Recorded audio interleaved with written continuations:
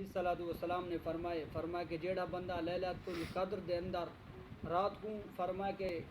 20 رکعت نماز نفل ادا کر دے اس طریقے دے نال کہ ہر رکعت دے اندر سورہ فاتحہ تو بعد سورہ اخلاص شریف پڑھدا ہے۔ فرمایا کہ جس وقت وہ نماز پڑھ کے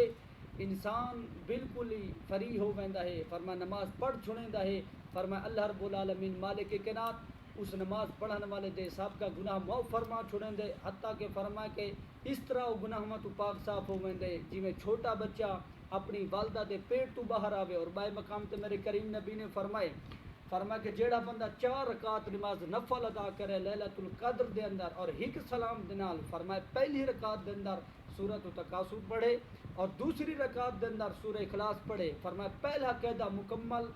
یوم یقوم الحساب تک پڑھے اور تیسری رکعت سبحانک اللہ تو شروع کرے اور فرمایا وال تیسری رکعت دے اندر ہی سورۃ التکاثر پڑھے اور چوتھی رکعت دے اندر سورہ اخلاص پڑھے۔ میرے کریم نبی نے فرمایا وہ بندہ موت دی سختی تو بھی بچ ویسی اور قبر دے عذاب تو بھی بچ ویسی۔ دعا ہے کہ اللہ رب العالمین اس رات دے اندر